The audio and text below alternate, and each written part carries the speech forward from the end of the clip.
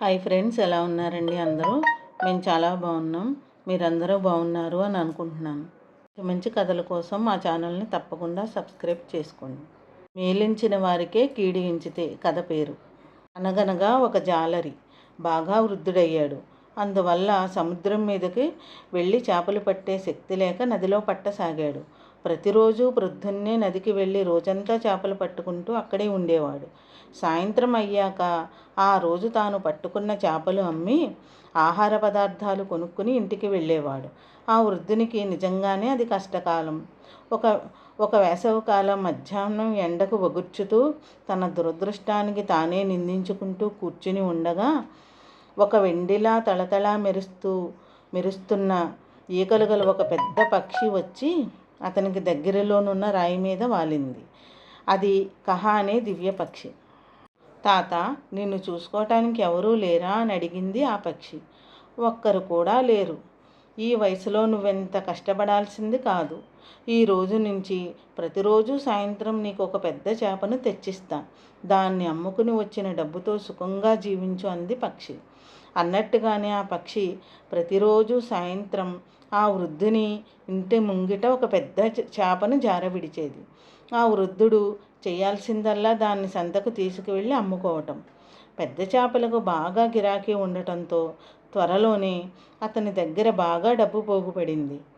అతడు సముద్రం ఒడ్డునే ఒక కుటీరాన్ని దాని చుట్టూ ఉన్న తోటతో సహా కొనుక్కొని తనకు వంట చేసి పెట్టడానికి ఒక సేవకుడిని నియమించుకున్నాడు. అతని భార్య కొద్ది సంవత్సరాల క్రితమే చనిపోయింది. అందుకని మళ్ళీ పెళ్లి చేసుకుందామని తగిన స్త్రీ కోసం వెతకసాగాడు. ఒక రోజున రాజుగారి భటుడు ఒక ప్రకటన చేయటం అతను విన్నాడు. మన రాజుగారికి కహ అనే దివ్య పక్షి గురించిన సమాచారం తెలిసింది.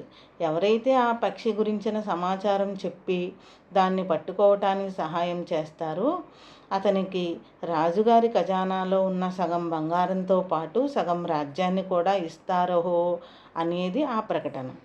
ఆ బహుమానం ఆ వృద్ధుణ్ణి ఆకట్టుకుంది.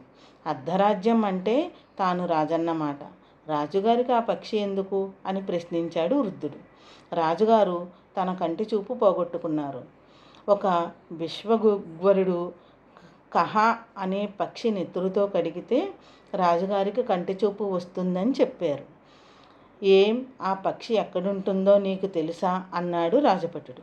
అబ్బే, తెలియదు. అంటే నా ఉద్దేశం తన దురాశకు ఆ పక్షి పట్ల గల కృతజ్ఞతకు మధ్య నలిగిపోతూ ఆ వృద్ధుడు పొంతన లేకుండా మాట్లాడాడు. ఇతనికి ఏదో తెలుసు అని అనుమానించిన భటుడు ఆ విషయాన్ని రాజుగారికి చేరవేశాడు. రాజు అతన్ని రాజమందిరానికి రప్పించాడు. నీకు ఆ పక్షి గురించిన సమాచారం ఏమన్నా తెలుసుంటే చెప్పు. నీకు కావలసినంత ధనం ఇస్తా. దాన్ని పట్టుకోవటానికి సహాయం చేస్తే నా చేతులతో స్వయంగా అర్ధరాజ్యానికి పట్టాభిషిక్తుణ్ణి చేస్తా అన్నాడు రాజు. ఆకస్మికంగా దృఢ నిశ్చయానికి వచ్చిన ఆ వృద్ధజాలరి, ఆ పక్షిని మీకోసం పట్టుకొస్తా, కానీ అది చాలా పెద్ద పక్షి. దాన్ని పట్టుకోవటానికి నాకు తగిన సహాయం కావాలి అన్నాడు. రాజు 5-6 భటులను వెంట పంపాడు. ఆ రోజు సాయంత్రం కహా పక్షి పెద్ద చేపను అతని ఇంటి ముందు పడవేస్తుంటే దాన్ని కొంచెం ఆగమని, నువ్వు రోజు నాకు ఒక చేపని ఇక్కడ పడేసి నాకు కృతజ్ఞతలు చెప్పుకునే అవకాశం ఇవ్వకుండానే వెళ్ళిపోతావు. ఈరోజు నీ కోసం ఒక విందు ఏర్పాటు చేశాను. దయచేసి లోపలికి రా అని అర్థించాడు. మొదట ఆ పక్షి సందేహించింది. కానీ అతడు పదే పదే వేడుకోవడంతో నేల మీదకి దిగింది. మరుక్షణమే అతడు దాని కాలునొక దానిని పట్టుకుని బిగ్గరగా ఇంటి లోపల ఉన్న సైనికులను రమ్మని కేక వేశాడు. వాళ్ళు వెంటనే పరిగెత్తుకొచ్చారు. కానీ ఆ పక్షిని పట్టుకోలేకపోయారు. ఈలోపే అది తన కాళ్లకు వేలాడుతున్న వృద్ధునితో సహా పైకి ఎగిరింది.